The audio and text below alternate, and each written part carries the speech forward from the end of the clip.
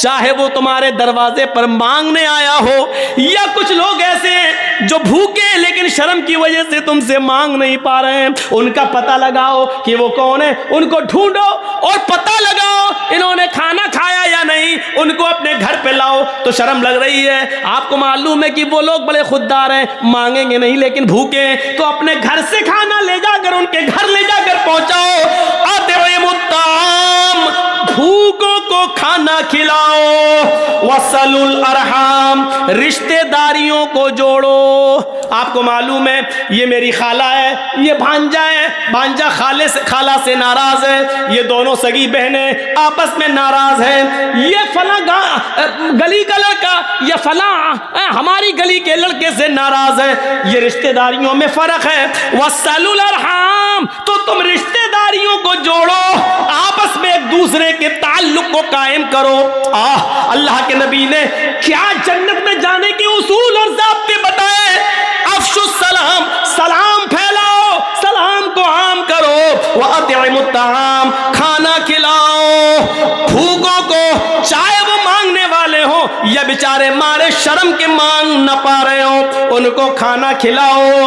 वसलुल अरहाम, रिश्तेदारियों को जोड़ो। जो भी एक दूसरे से कटा हुआ है, ये समाज और समाज के सरदार की ड्यूटी है, समाज के जिम्मेदार की ड्यूटी है कि वो उनके आपस में झगड़े को खत्म करके उनको मिलाए। और चौथी चीज बताई, वक़ूमू बिल्लैली वन्नासु नियाम।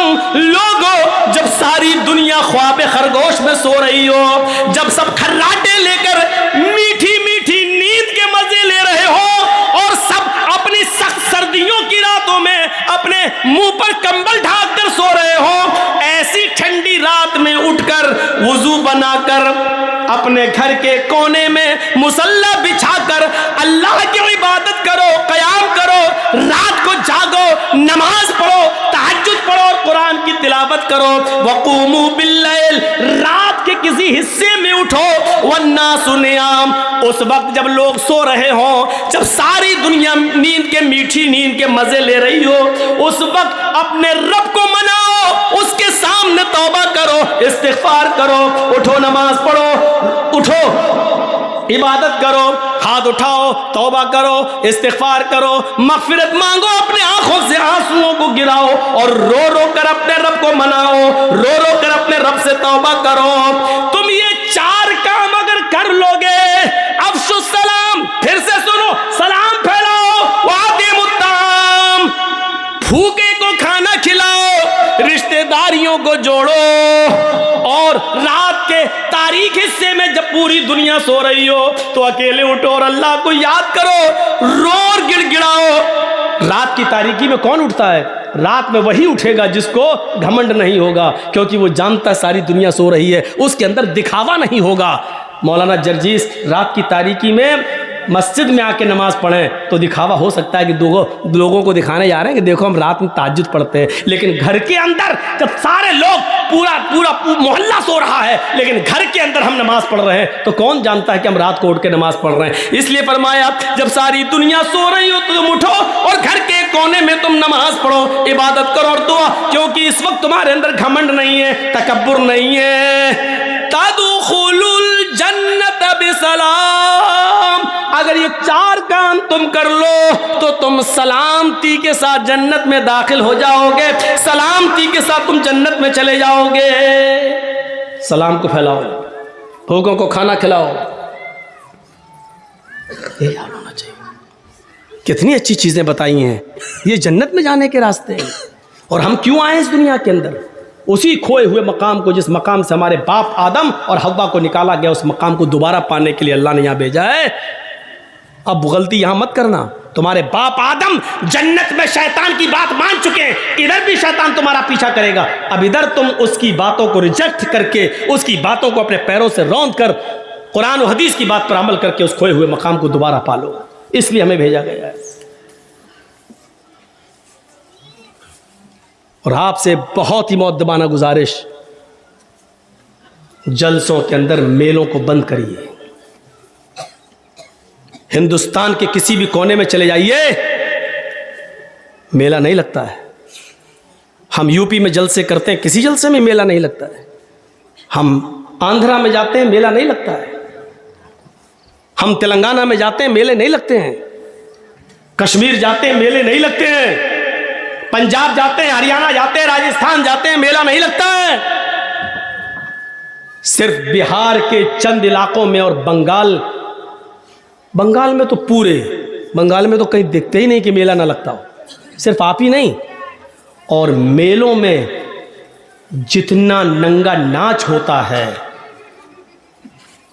वो मेरे भाइयों बयान करने के लायक नहीं। जिस तरीके से जवान लड़कियों की भीड़ होती है ये बयान करने के लायक नहीं है। किस मुंह से तुम हिजाब के खिलाफ आंदोलन करोगे? किस मुंह से करोगे? तुम अपने जलसों में जब मेले में आने वाली और इन ड्रामेबाज जवान लड़कियों को उनकी पोशाक और उनकी लिपस्टिक और क्रीम और पाउडर से नहीं रोक सकते हो और मेले में उनके ऊपर बैन नहीं लगा सकते हो, तो हिजाब क्या कायम करवा पाओगे आप? हिजाब तो उतरवाया जा रहा है। उसके जवाब में होना तो यह चाहिए था कि अच्छा हमारी मुस्लिम बेटियों से हिजाब उतरवाएगा। इस जिद में पूरे हिंदुस्तान की सारी औरतों को हिजाब पहनना शुरू कर देना चाहिए था कि हिजाब सिर्फ उस लड़की का मसला नहीं, हमारे इस्लाम से जुड़ा हुआ एक अहम मसला है। होना तो यह चाहिए था। सिर्फ जुलूस निकाल लेने से हक अदा नहीं हो जाएगा। टीवी पर डिबेट हो जाने से हक अदा नहीं हो जाएगा। बहुत ही मौजरत के साथ कहना पड़ता है, देखिएगा अभी कुछ देर पहले क्या हाल था इसी रोड का। लड़कों से ज्यादा लड़कियां दिखाई दे रही थी और 5-6 साल की बच्चियां नहीं, 15, 16, 18, 20 साल की लड़कियां। और वो कपड़े, अल्लाह की कसम, फिर सुन लो, अल्लाह की कसम, जो कपड़े पहने हुए थी किसी भी कीमत पर उन कपड़ों को तहजीब के कपड़े नहीं कहा जा सकता है। किसी भी कीमत पर उन कपड़ों को शर्म हया के कपड़े नहीं कहा जा सकता है। बेशर्मी और बेहयाई के कपड़े पहने हुए थे। अब बताना पड़ेगा कि बेशर्मी और बेहयाई का कपड़ा कौन सा होता है। बंद करिए मेलों को, और अगर आप मेला बंद नहीं कर सकते हैं और मेला भी करें और जलसा भी, तो यह सोच के उठिएगा कि आपको इस जलसे का कोई सवाब नहीं मिलेगा। क्योंकि हदीस के अल्फाज हैं, जो बुराई तुम अपनी हाथ से रोक सकते हो तो पहले उसको रोको। मेला तुम रोकने की ताकत रखते हो, जब जलसा करवाने की ताकत रखते हो तो मेला रोकने की भी ताकत रखते हो। यह हाथ से करने की ताकत है, और जब हाथ से रोकने की ताकत ना हो तो जबान से मना करो, भाई ऐसा मत करो। और जब जबान से भी ताकत ना हो तो दिल से बुरा जानो, खुद ना जाओ, हटो, चलो, हाथ से रोको। हजरत उमर फारूक के ज़माने में एक आदमी टखने से नीचे लुंगी पहनता हुआ, पैजामा पहनते हुए जा रहा था, लुंगी से नीचे, ये वो टखने से नीचे जा रहा है। हजरत उमर फारूक की नज़र उसके ऊपर पड़ गई, वो आगे आगे जा रहा, पूछते अहाय जनता। उसने पीछे मुड़ के देखा, हजरत उमर किससे कह रहे हैं? अहाइस अंता का मतलब जानते हैं? हजरत उमर ने कहा उसे, तुझे पीरियड आ रहा है क्या? औरतों को जो महीने में कुछ दिन, मखसूस दिन जो उनको गुजरना पड़ता है एमसी से, उनको कुछ दिन, 4-5 दिन जो उनको ब्लड आता है, उस महीने को उसको कहते हैं पीरियड, महीना। तो हजरत उमर ने उससे कहा, अहाइस अंता, क्या तुझे पीरियड आ रहा है, महीना आ रहा है? वो पीछे मुड़ के देखता है, किसको कह रहे हैं अल्लाह के हजरत उमर? तो कहा कि जी किसको कह रहे हैं? कहा तुमसे कह रहा हूं। मुझसे? हंसते हुए वो कहता मुझसे? कि हाँ। हंसते हुए कहता, अमीरुल मोमिनीन आपका दिमाग तो सही है, हल यहीजुर रजुल, क्या मर्द को भी महीना आता है? देखिए सवाल क्या किया उसने, हल यहीजुर रजुल, क्या मर्द को भी पीरियड आता है? तो हजरत उमर ने कहा क्या मर्द भी टखने से नीचे पैजामा पहनता है? यानी टखने से नीचे कपड़ा पहनने का हुक्म तो अल्लाह के रसूल ने औरतों को दिया है। नीचे इतना नीचा कपड़ा हो, इतनी नीची शलवार हो, इतनी नीची साड़ी हो कि जमीन की मिट्टी को छूते हुए जाए, जमीन की मिट्टी से चिपक कर जाए, जमीन पर लटकती हुई जाए, उसकी चप्पल भी नजर नहीं आनी चाहिए। यह है औरत का पर्दा।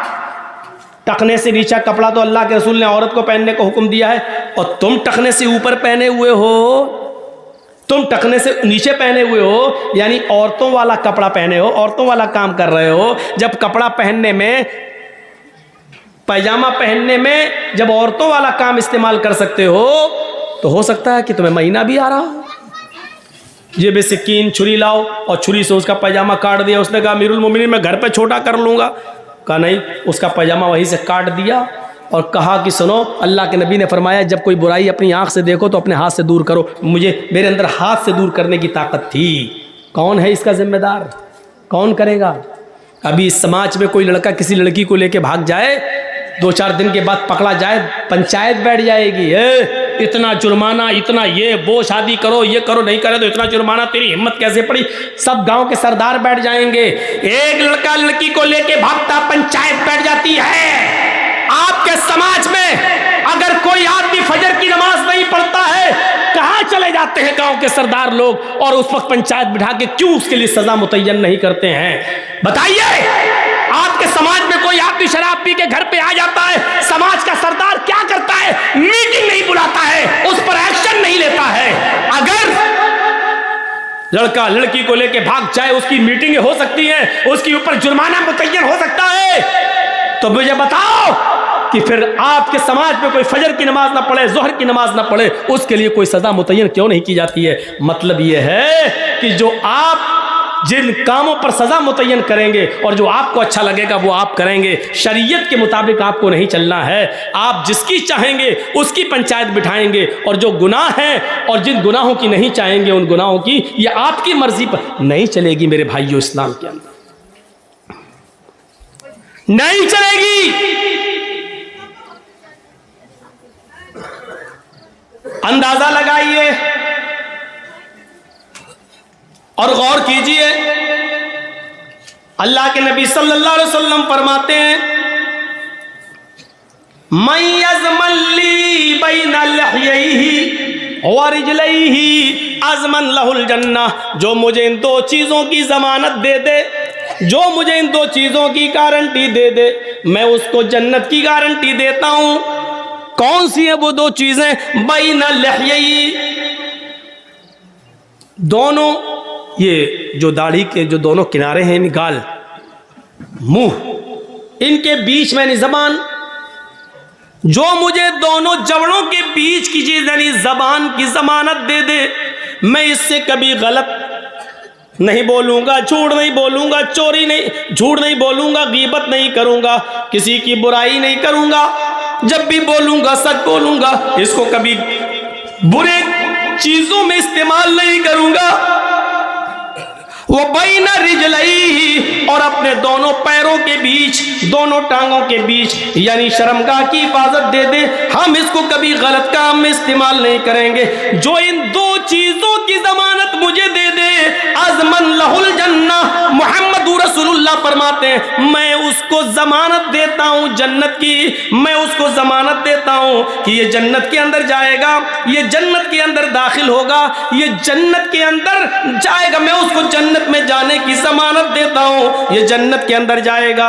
ये जबान से जो गीबत चुगली होती है ये बहुत बुरी चीज होती है। अल्लाह के नबी मस्जिद में नमाज पढ़ा रहे हैं, सलाम फेरा, अस्सलामु अलैकुम व रहमतुल्लाह, अस्सलामु अलैकुम व रहमतुल्लाह। नमाज पढ़ाने के बाद जब आपने चेहरा मुक्तदियों की तरफ किया तो क्या देखा कि एक सहाबी उठ के जा रहे हैं, नाम है उनका अबू सईद खुदरी, सलाम, उन्होंने भी नमाज पढ़ ली, वो जा रहे हैं। जब वो दरवाजे पर पहुंच गए मस्जिद के तो अल्लाह के नबी ने फरमाया जिसने जन्नती आदमी ना देखा हो वो देख ले, ये जन्नती आदमी जा रहा है।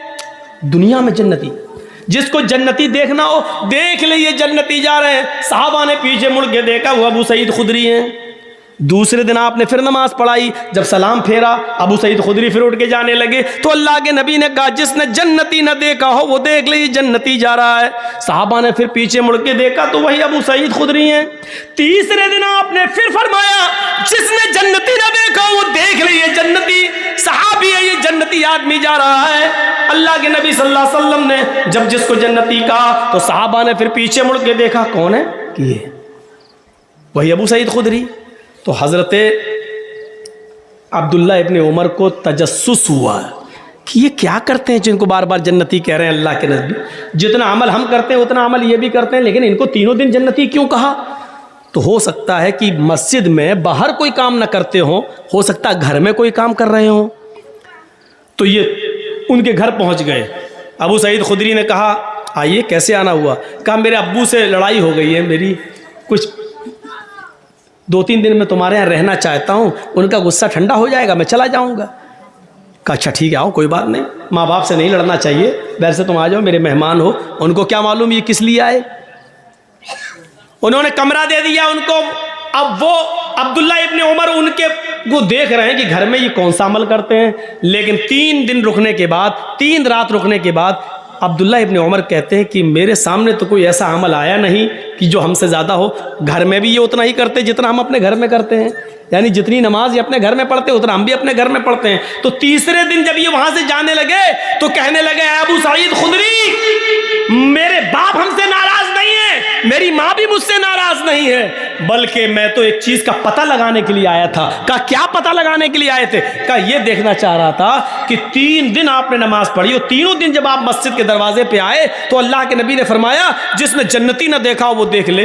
तो तीनों दिन आप ही रहे। मैंने सोचा कि पता नहीं हो सकता घर में कोई अमल करते हो, लेकिन मैंने देखा कि आपके अमल हमारे अमल से ज़्यादा नहीं है। जितना हम घर में करते हैं उतना आप करते हैं, जितना हम बाहर करते हैं उतना आप भी करते हैं। लेकिन जन्नत में आप जा रहे हैं और किसी को अल्लाह के रसूल नहीं कह रहे हैं, सिर्फ आपसे कह रहे हैं, क्या मामला है। अबू सईद खुदरी कहते हैं ये तो मैं नहीं जानता, लेकिन शायद एक वजह हो। कहा क्या। मैं मस्जिद में भी फजूल में नहीं बैठता, बेकार नहीं बैठता। देख रहे हैं, मैं मस्जिद के अंदर भी फालतू नहीं बैठता। जैसे ही नमाज खत्म होती है अस्सलामु अलैकुम व रहमतुल्लाह, अस्सलामु अलैकुम व रहमतुल्लाह, मैं फौरन नमाज पढ़ के, फ़र्ज नमाज पढ़ के घर आ जाता हूँ। सुन्नतें और नवाफिल मैं घर में पढ़ता हूँ। मेरी ये खूबी ये होगी कि अब तक जब से मैंने नमाज़ें पढ़ना शुरू की और इस्लाम लाया हूँ, मैंने अब तक न तो अपनी ज़बान से किसी की बुराई की है और ना ही मेरे कानों ने आज तक किसी की बुराई सुनी है।